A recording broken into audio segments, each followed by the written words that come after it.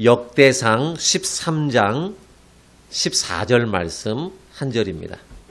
하나님의 궤가 오벳 에돔의 집에서 그의 가족과 함께 석 달을 있으니라. 여호와께서 오벳 에돔의 집과 그의 모든 소유에 복을 내리셨더라. 아멘. 어떤 한 남자가 식당에 들어가서 점심을 먹었습니다. 먹고 나서 점심을 계산하려고 호주머니를 이렇게 뒤졌는데 지갑을 깜빡 잊고 놓고 왔습니다. 그래서 돈이 나올 데가 없으니까 식당 주인에게 솔직하게 이야기했습니다. 사장님, 내가 깜빡 잊고 지갑을 놓고 왔는데 내가 1시간 후에 가서 돈을 가지고 와서 1시간 안에 다시 돈을 지불해 드릴 테니까 좀 한번 봐주십시오 라고 이야기를 했습니다. 그랬더니 사장이 화를 내면서 돈도 없으면서 음식을 먹었다고 막 화를 냅니다. 아니 그게 아니라 내가 지갑이 있는 줄 알고 밥을 먹었는데 막상 내려고 하니까 지갑을 놓고 온 사실을 내가 잊었다. 그러니까 한 번만 나를 믿고 봐주면 내가 빨리 가서 와서 갚겠다라고 이야기했습니다. 주인은 한사코 막무가내로 이야기를 합니다. 펄쩍 뛰면서 지금 당장 돈을 내놓지 않으면 신고하겠다고 이렇게 합니다. 주인과 이 손님 사이에 실랑이가 한참 오고 갑니다. 근데 그 모습을 바라보고 있던 식당의 그 웨이터가 주인에게 말합니다. 사장님, 제가 보장하겠습니다. 저 사람 보니까 그렇게 나쁜 사람 같지 않고 사람은 누구나 깜빡하니 지갑을 놓고 올 수도 있는 일 아니겠습니까? 그러니까 한번 그의 말대로 1시간 좀 기다려 봤다가 만약에 그가 오지 않으면은 제가 식사값을 대신 내겠습니다. 그러니까 믿고 한번 보내주십시오 라고 이야기를 했습니다. 저분은 참 정직해 보입니다. 그러니까 한번 그의 말을 믿어주십시오 라고 이야기를 했는데요. 그리고 이 남자가 식당을 나갔습니다. 정말 1시간이 채 못 돼서 이 식당에 그 손님이 다시 찾아왔습니다. 그리고 주인에게 식사값을 지불하고 이렇게 이야기합니다.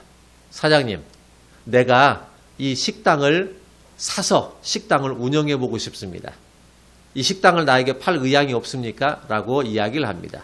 그러자 식당 주인이 욕심을 내서 그렇다면 3만 프랑을 내시오 라고 이야기했습니다. 그 자리에서 이 손님이 3만 프랑을 내고 계약서를 쓰고 계약서를 손에 쥐었습니다. 그리고 나서 이 웨이터에게 이야기합니다. 이 식당의 계약서입니다. 이것은 당신이 가지고 당신이 하십시오. 당신이 나를 믿어준 그 믿음의 가치는 이 3만 프랑보다 훨씬 더 값진 일입니다. 그렇게 하면서 이 식당의 계약서를 건네주게 됩니다. 알고 봤더니 평복 차림으로 나왔던 프랑스의 황제 나폴레옹이었습니다. 웨이터가 한 일은 무엇이었을까요? 이 사람을 믿어준 것밖에 없습니다. 그런데 그 사람은 황제 나폴레옹은 나를 믿어줬다는 것 그거 하나만으로도 이 사람은 3만 프랑 이상의 가치가 있는 사람이다 라고 여겼습니다. 그래서 식당을 사서 그 웨이터에게 넘겨주게 됩니다. 여러분 이런 일들이 우리에게도 일어난다면 얼마나 횡재했다고 이야기할 수 있을까요? 과연 이런 횡재가 오늘날에도 우리에게 일어날 수 있을까요? 오늘 본문 말씀에 보면 오벳 에돔이라고 하는 사람이 등장하게 됩니다. 그런데 이 오벳 에돔이라고 하는 사람이 바로 이런 횡재를 하게 된 사람이 된 겁니다. 프랑스의 황제가 아니라 온 세상을 다스리시고 통치하시는 하나님으로부터 그 믿음의 가치를 얻게 됐다라는 것입니다. 이 오벳 에돔이 한 일은 다른 게 없습니다. 그냥 하나님을 믿은 것밖에 없습니다. 그런데 하나님은 나를 믿어줬다는 것, 그 가치는 내가 너에게 어떤 것으로 줘도 그 가치는 너의 가치는 훨씬 더 크다라는 것입니다. 그래서 하나님께서 이 오벳 에돔에게 복을 주시기 시작을 하게 됩니다. 우선은 내가 자발적이든 그렇지 않든지 간에 상관이 없습니다. 내가 원해서 하나님을 믿고 의지하든 아니면 원치 않아도 하나님을 믿고 의지할 수밖에 없는 이런 상황이 됐든지 간에 어찌됐든 우리는 하나님을 믿는다는 것만 있으면 하나님은 그것에 대한 믿음의 가치를 인정해 주신다는 겁니다. 내가 하나님을 믿고 싶어서 믿습니다. 그러면 그 믿음에 대한 가치를 하나님이 인정해 주시지만 어느 때는 내가 믿음이 없습니다. 믿고 싶은 마음도 별로 없습니다. 그러나 그럼에도 불구하고 내가 하나님을 믿는다면 하나님은 그 믿음에 대한 가치 또한 하나님이 인정을 해 주신다라는 것입니다. 하나님께서 우리의 그 믿음의 가치를 어떻게 인정해 주시느냐? 하나님의 임재, 하나님이 함께 하시는 것으로 그 가치를 보장해 주시게 됩니다. 이 오벳에돔이라고 하는 사람은 석 달입니다. 곧 3개월 동안 그의 집안에다 하나님의 이 궤를 두었습니다. 그랬더니 하나님의 복이 그의 집과 모든 소유에 임하게 됩니다. 불과 3개월입니다. 3개월 동안 내 집에 하나님의 언약궤를 둔 것밖에 없습니다. 그랬더니 하나님께서 그의 모든 소유에 그리고 그의 가정에 복을 주시게 됩니다. 그렇다면 충분히 우리가 해볼 만한 일 아닐까요? 물론 지금은 석 달이 아닐 수도 있습니다. 3년이라 할지라도 설령 석 달이 아니라 3년이라 할지라도 내가 하나님을 내 안에 모시고 또 우리의 가정이 하나님을 모시고 살아가는 이런 가정이 될 수 있다면 하나님은 그걸 통해서 그의 가치, 우리의 가치, 우리의 신앙의 가치를 인정해 주셔서 우리에게도 복을 주시게 된다는 것이라는 겁니다. 여러분 만약에 그렇다면 충분히 우리가 해볼 만한 일 아닐까요? 3년 안에 하나님께서 내가 내 마음에 내 가정에 하나님을 모시고 살았더니 하나님께서 3년이 지난 후에 나와 내 하는 일들과 내 자녀들과 후손들에게 하나님이 엄청난 축복을 해주신다면 이거 해볼 만한 가치 있는 일 아닐까요? 여러분 그런데 단순하게 하나님의 언약궤를 집안에 두었다라는 것만으로 그리고 그냥 하나님의 언약궤를 집안에 팽개쳐 둔 것만으로 하나님이 복을 주셨다 그런 의미만은 아닌 것 같습니다. 그냥 팽개쳐 둔다든지 방치한다든지 단순하게 보관하는 정도로만 하나님의 복이 임하지는 않았을 것이다라는 이런 생각이 듭니다. 자, 그렇다면 하나님께서 이 오벳에돔의 집에 있었다라고 하는 이 말은 어떤 의미를 가지게 될까요? 어떤 의미였길래 이 오벳에돔의 집과 그의 소유에 복을 내리셨을까? 하나님의 언약궤가 이 오벳에돔의 집에 있었다는 것만으로 하나님이 그와 그의 가정과 그의 소유에 복을 주셨는데 그러면 하나님의 궤가 있었다는 것은 어떤 걸 의미할까라는 겁니다. 그것은 첫 번째는요. 하나님을 영접하고 섬긴다 그런 의미입니다. 일단은 마음을 열고 받아들인다는 겁니다.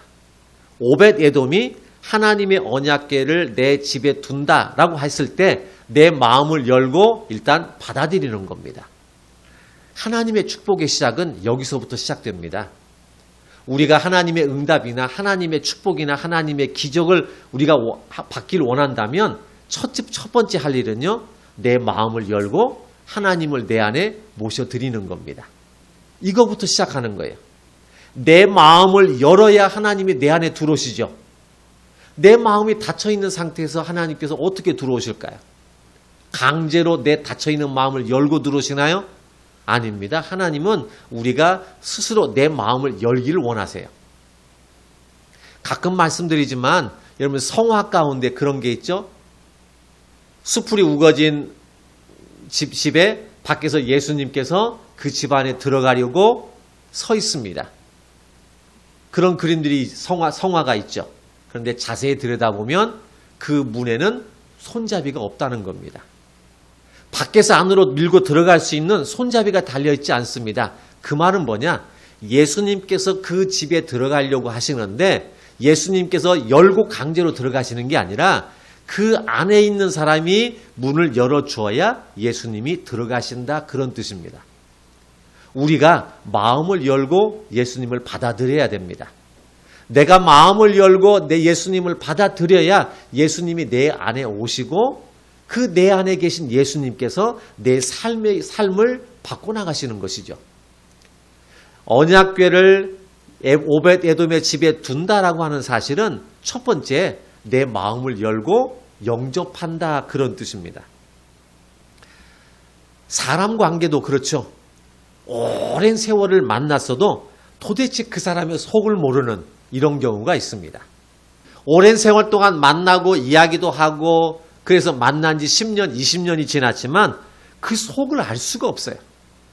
왜일까요? 상대방이 내 마음을 열지 않으면 그 속을 알 수가 없습니다. 신앙생활 오래 한 것이 중요한 게 아닙니다.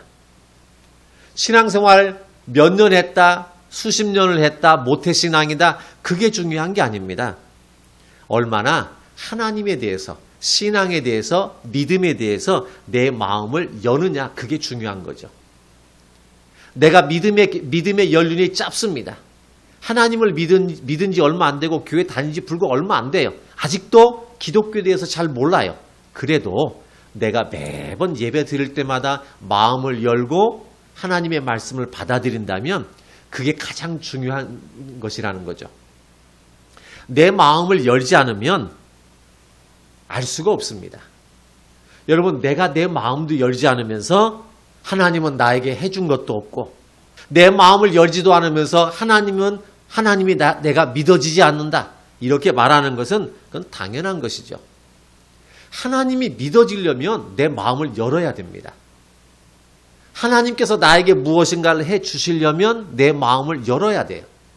그런데 내 마음도 열지도 않고 하나님이 안 믿어진다, 하나님이 나에게 해준 것이 아무것도 없다, 당연히 그럴 수밖에 없습니다. 마음을 열고 받아들이고 당장에는 믿어지질 않지만 그래도 믿어보는 겁니다. 그래도 해보는 것이라는 거죠. 그럴 때 하나님의 복이 나와 내 가정과 내 자손들에게, 내 소유에 임하게 되는 것입니다. 그 다음에 하나님의 궤를 내 집에 들여놓는다. 이게 두 번째 가지는 의미가 있는데요. 신앙의 결단과 용기가 있었다, 그런 뜻입니다.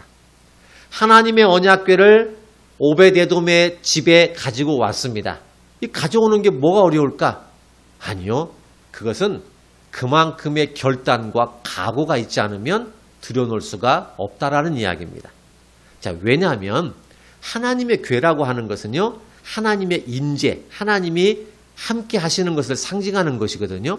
그런데 이스라엘 백성들이 하나님의 언약궤만 가져다 놓고 실제로는 하나님의 궤, 하나님이 임재하는 삶과는 전혀 상관이 없습니다. 그냥 자기들 하고 싶은 대로 살아요.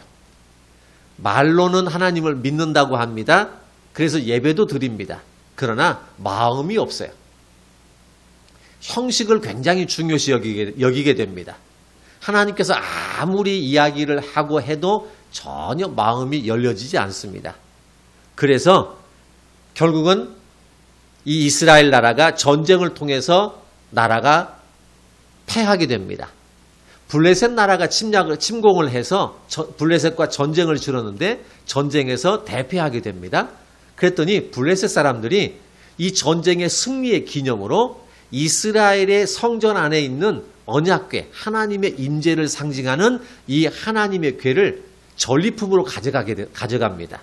이걸 가져가서 아스돗이라고 하는 지역에 거기는 블레셋 사람들이 섬기는 다곤신이 있는데 다곤신을 두는 신전 안에다가 이 전리품인 여호와의 궤를 이 다곤신 앞에다가 진열해 놓습니다.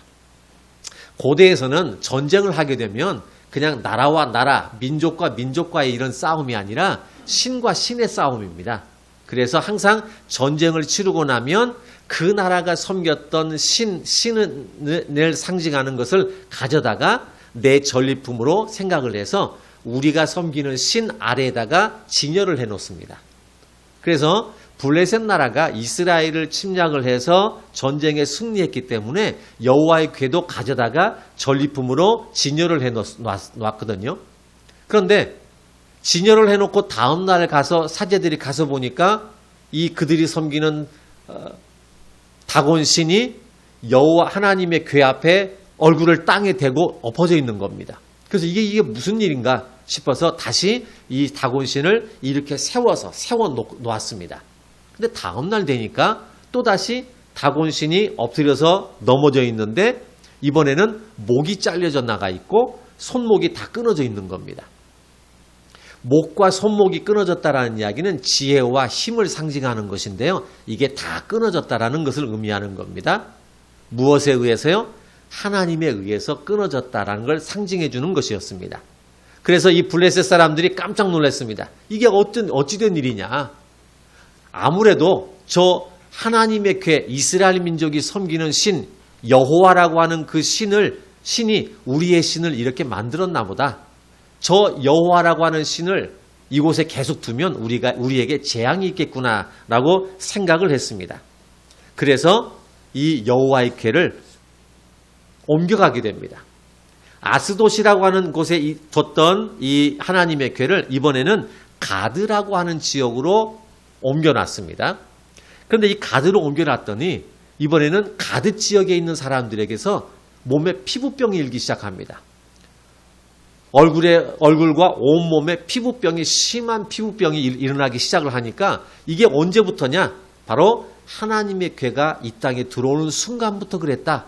그래서 저 하나님의 궤는 우리에게는 재앙이다 라고 생각을 했습니다. 그래서 가드 지역에 두었던 이 하나님의 궤를 이번에는 에그론 지역으로 옮겨놨습니다. 그런데 에그론 지역에 살고 있던 사람들이 이미 이 아스돗이라든지 가드 지역에서 일어났던 사건들에 대해서 이미 다 알고 있습니다. 저 하나님의 궤가 왜 이곳으로 올까? 알고 봤더니 이 아스돗에 있는 다곤 신전이 그 앞에서 꼬꾸라져 있고 또 가드 지역에서 온몸에 피부병이 생겨서 사람들이 피부병 때문에 고생을 해서 그래서 재앙을 피하기 위해서 우리 지역으로 보냈구나라고 알게 됩니다. 그래서 에그론 지역에 있는 사람들이 모여가지고 만약에 저 하나님의 궤가 우리 지역에 온다면 우리 지역도 다 죽게 된다. 그래서 사람들을 모아가지고 들어오는 길목을 차단시켜서 결사반대를 하게 됩니다. 저게 오면 우리에게는 재앙이다. 그래서 결사반대를 했는데요. 그래서 대안으로 그러면 이것을 하나님의 궤를 이걸 어떻게 할 것이냐. 우리 땅에다 두면 우리 땅에 둔 지역은 재앙이 일기 때문에 우리 땅에는 둬서는 안 되겠다. 저걸 이스라엘에서 가져왔으니까 도로 이스라엘에다 갖다 놔야 되겠다. 이렇게 생각을 해서 이스라엘로 도로 갖다 놓게 됩니다. 그래서 이스라엘 지역에 갖다 놨는데 이스라엘과 이 바벨론 블레셋 나라의 경계 지역인 벳세메스 있는 지역으로 이 하나님의 궤를 옮겨다 놨습니다. 그랬더니 블레셋 지역에 있는 이 피부병들이 다 사라지게 됐습니다. 벳세메스 사람들은 우리나라에 있었던 하나님의 궤가 다시 이 나라로 들어왔으니까 너무 감사한 거예요. 그래서 다시 하나님이 이 땅에 존재한다, 임하셨다. 하나님이 우리와 함께 하신다. 이런 기쁨이 있는데 그런데 이 벳세메스 사람들이 호기심이 많습니다. 도대체 저 하나님의 궤 안에는 뭐가 들었을까? 뭐가 들었길래 하나님이 정말 저 안에 계실까? 뭐가 들었길래 저 이방 사람들에게는 재앙이고 우리에게는 우리를 지켜주는 수호신이 됐을까? 그래서 그걸 열어보려고 했습니다. 그런데 원래 하나님의 궤는 어느 누구도 아무도 손을 못 대게 되어 있고요. 제사장 이외에는 누구도 손을 못 대게 되어 있습니다. 그리고 이 언약궤는 절대로 열어서는 안 된다는 하나님의 명령이 있었습니다. 그런데 이 벳세메스 사람들이 호기심이 많다 보니까 저 안에 있는 것이 뭐냐? 우리가 뚜껑을 좀 열어서 한번 구경 좀 해보자 해가지고 이 뚜껑을 열지 말라는 뚜껑을 열어버리게 됩니다. 이 뚜껑을 여는 바람에 하나님의 언약궤를 사람들 앞에 구경거리로 삼아서 결국 이것 때문에 엄청난 살육이 이 벳세메스 땅에 일어나게 됩니다. 무려 5만 7천 명이나 되는 사람들이 죽게 되는 이런 엄청난 살육이 일어나게 됩니다. 그러니까 베세메스 사람들도 이것을 하나님의 궤를 두려워하기 시작하게 된 거죠. 하나님의 궤를 전리품으로 삼았던 블레셋 사람들에게는 재앙을 내리시고 구경거리로 삼은 베세메스 사람들에게도 재앙으로 나타나게 된 바로 이것이 하나님의 궤입니다. 그러니 누가 이 하나님의 궤를 내가 살고 있는 지역에 내 집에 누가 감히 들어놓을까요? 잘못하면 하나님의 궤, 하나님이 함께 하시고 하나님이 임재하시는 것을 상징하는 이 하나님의 궤가 잘못하면 나에게, 내 가정에, 내 마을에, 내 민족에 재앙을 내리게 되게 생겼거든요. 자칫하면 재앙이 있고 살육이 일어날 이런 하나님의 궤를 누가 선뜻 여러분 같으면 들여놓을 수 있을까요? 그래서 베세메스 사람들이 이곳에 두는 한은 우리 지역에 또 재앙이 일어날 것 같다. 살육이 일어날지도 모르겠다. 그래서 이 하나님의 궤를 또 베세메스 사람들이 옮겨다가 어디다 갖다 놨냐면 기랏 여아림이라고 하는 지역에다가 거기다 갖다 놨습니다. 그런데 기랏 여아림이라고 하는 지역에 갖다 놓고 거의 방치하다시피 방치한 것이 20년 세월이 지나게 됩니다. 이 사실을 사람들은 까마득히 잊어버리고 있다가 다윗이 이스라엘의 두 번째 왕으로 즉위하게 되면서 하나님의 언약궤에 대한 소식을 듣게 됩니다. 그래서 하나님의 언약궤가 이 성전 안에 있어야 될 텐데 그렇게 기랏 여아림 땅에 방치되어 있다니 이건 말이 안 된다. 그래서 기랏 여아림에 방치되어 있는 이 언약궤를 다시 가져오자라고 해서 나름대로 계획을 세워서 이 언약궤를 가져오려고 했습니다.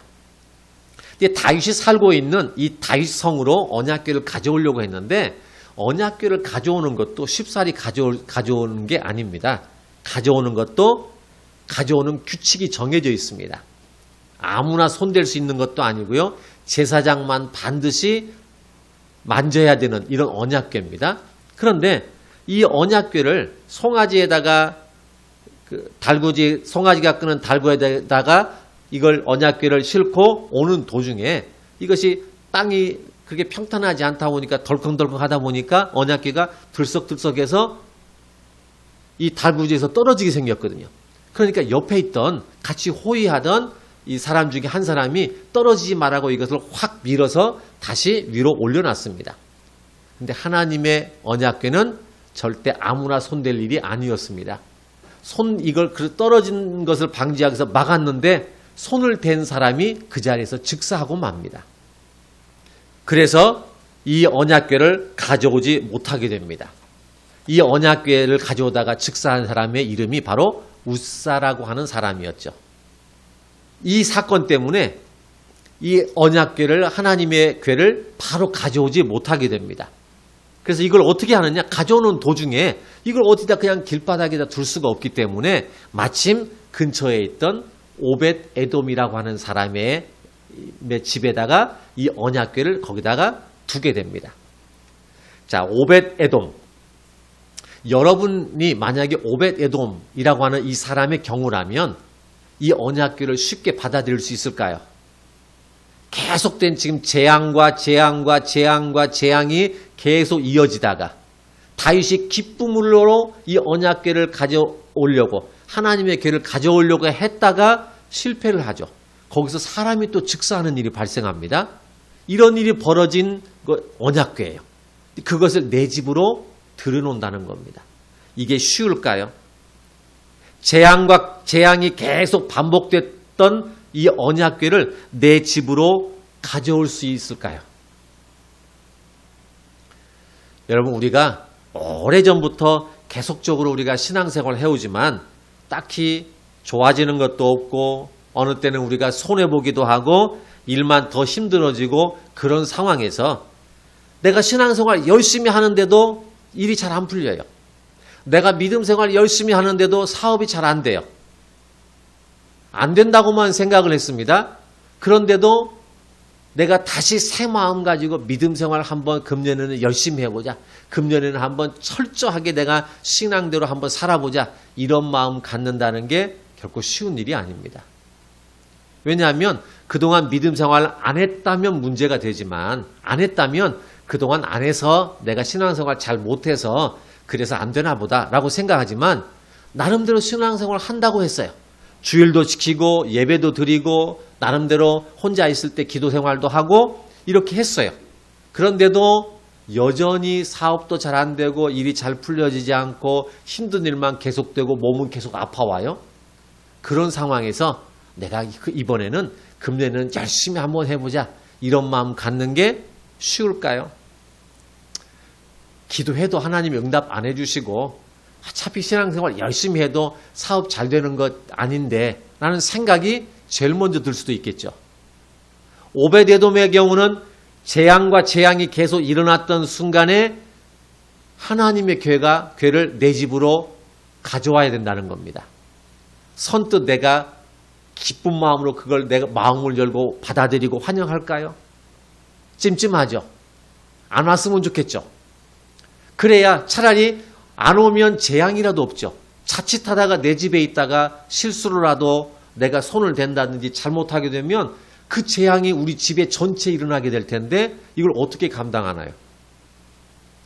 자, 그런 상황에서 오베데돔은 언약궤를 자기 집에 들여놨다는 겁니다. 그게 결단이에요. 그게 신앙에 대한 결단이고 각오가 있었다라는 것입니다.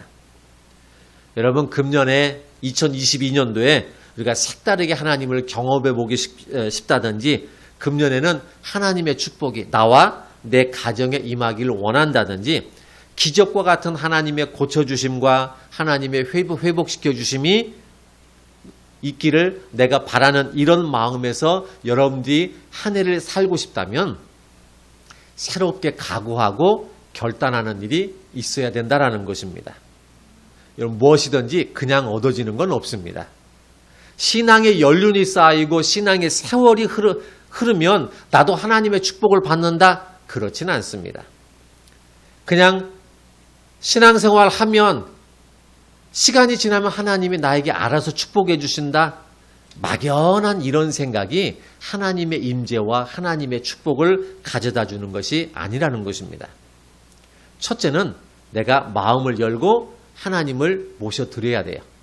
내가 신앙생활 하기로 마음을 결단하고 각오하고 내 마음을 열고 받아들여야 됩니다. 그래야 나에게도 기회가 주어지는 거예요. 여러분, 만약에 오베데돔이 안 됩니다. 이게 어떤 건데 만약에 들여놨다가 내 가정이 재앙을 입으면 어떻게 하나요? 안 됩니다. 죽으면 죽었지 안 됩니다. 라고 만약에 했더라면 어떻게 됐을까요? 언약궤는 이 집에 들어오지는 못했을지라도 오베데돔의 집에 하나님의 축복이 임한다는 건 함께 있을 수 없는 일이었겠죠. 내가 마음을 열고 하나님의 궤를 받아들였기 때문에 하나님께서 이 가정에 복을 주시게 된 것입니다. 마찬가지입니다. 내가 마음을 열지 않으면 하나님의 응답이나 축복이 있기가 어렵습니다. 내가 하나님을 모셔드리지 않으면 여러분 삶 가운데 하나님의 기적과 같은 일들 일어나진 않습니다. 왜냐하면 내가 모셔드려야 하나님의 기적이 일어나거든요. 내가 마음을 열어야 하나님의 주시는 축복을 내가 받을 수 있게 되는 겁니다. 근데 받아들이지 않으면요. 마음을 열지 않으면 아무런 일도 일어나지 않게 되는 거죠. 그래서 새 마음으로 내가 마음을 열고 하나님을 모셔야 되고요. 그러기 위해서는 어떻게 해야 될까요? 신앙의 각오도 해야 되고 결단도 있어야 됩니다. 여러분, 오늘 이 시간이 여러분들에게는 새롭게 신앙의 결단, 신앙의 각오를 할 수 있는 시간이 될 수 있길 바랍니다. 지금 이 시간이 여러분들은 다시 한번 내 마음을 활짝 열고 하나님을 받아들이고 신앙에 대해서 믿음에 대해서 다시 한번 시작하는 그 첫 시간이 될 수 있길 바라겠습니다. 그러면 하나님께서 오베데돔과 그의 가정에 그리고 그의 모든 소유에 복을 내리셨던 것처럼 여러분과 여러분 가정에 여러분 모든 소유에 하나님께서 복을 주시게 될 것입니다. 자, 그러면 어떤 복이 주어질까요? 하나님께서 복을 주십니다. 어떤 복이요? 오베데돔에게 어떤 복이 주어졌는가를 알면 우리에게도 어떤 복이 있을 것인가를 우리가 알 수 있을 것 같습니다. 역대상 26장 4절부터 8절 말씀에 보면 오벳에돔에게 주어지는 하나님의 축복이 있습니다. 자, 한번 26장, 역대상 26장 4절부터 8절까지인데요.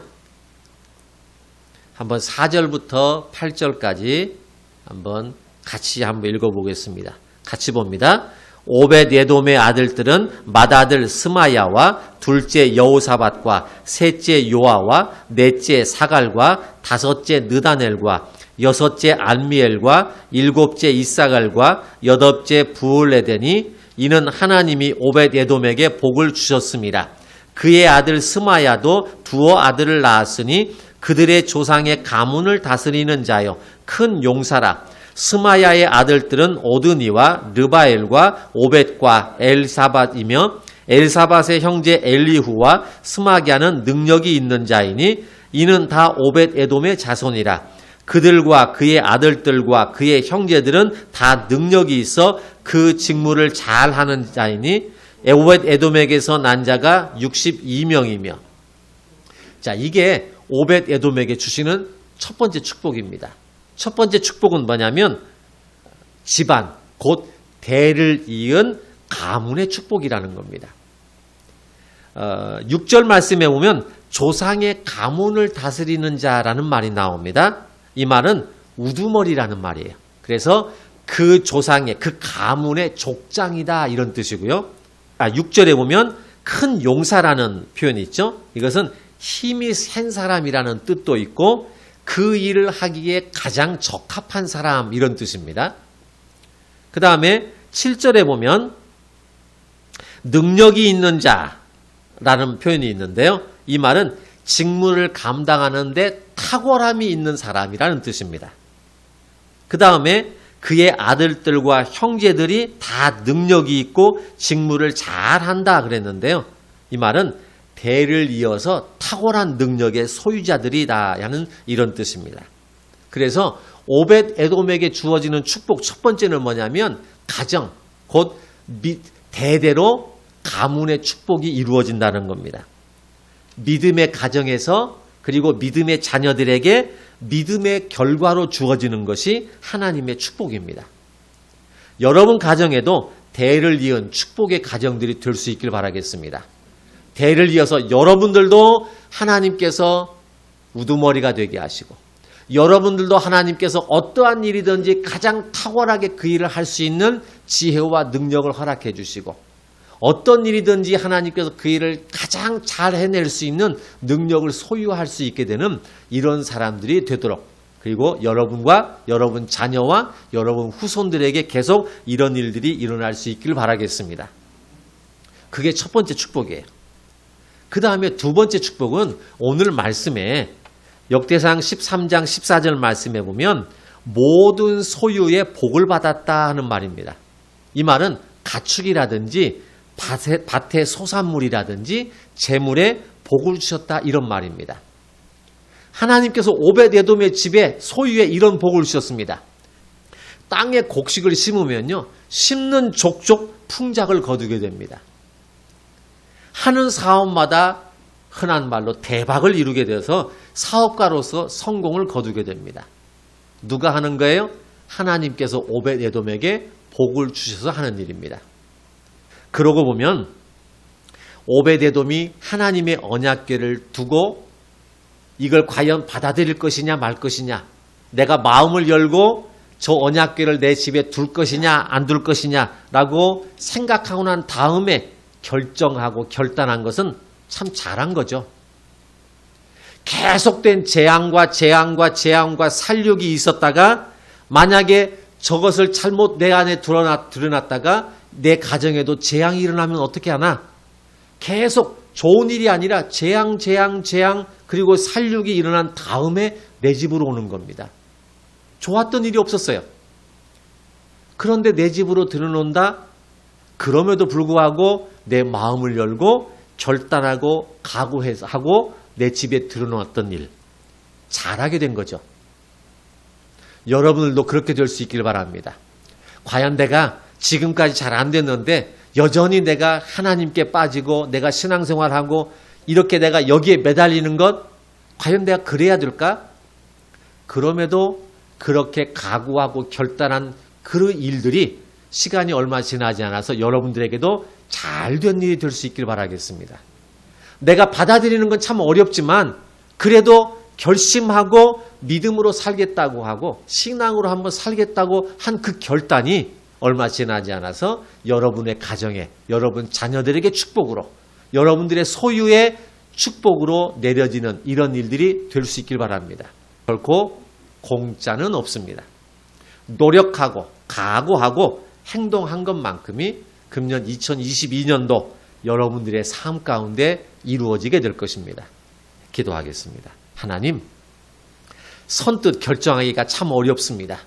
계속 좋은 일이 일어났다면 내가 믿음으로 결단하고 각오하고 신앙을 이어나가는 것 할 수 있지만 내가 믿음 생활하고 내가 신앙생활 하는 것, 하나님을 믿는다는 것 때문에 손해보는 일도 많고 내가 안 되는 일도 계속 이어져서 과연 내가 금년에도 믿음으로 살았을 때 과연 하나님께서 이루어 주실까? 하나님이 복을 주실까? 이런 의구심이 들 수도 있습니다. 그러나 마음을 열고 오벳 에돔 받아들임으로 인해서 하나님께서 그와 그의 집에 그리고 그의 모든 소유에 복을 내리셨던 것처럼 우리도 각오할 수 있는 시간 되기 원합니다. 결단할 수 있길 바랍니다. 하나님, 내 마음을 지금 활짝 열고 나와 내 가정에도 하나님이 임재하셔서 그래서 복을 주시고 그래서 하는 일 가운데 잘 되게 하시고 풍성케 하시는 축복이 있게 해 주시옵소서. 그때 결단하고 결정하는 것 참 힘들었지만 결정하고 나니 잘했다. 이때 내가 결정을 정말 잘했다라고 고백할 수 있는 모든 성도들 되게 해주시고 그래서 함께 감사하고 함께 기뻐하고 함께 이 은혜를 나눌 수 있는 믿음의 식구들 되게 해 주시옵소서. 예수님의 이름으로 기도드렸습니다. 아멘.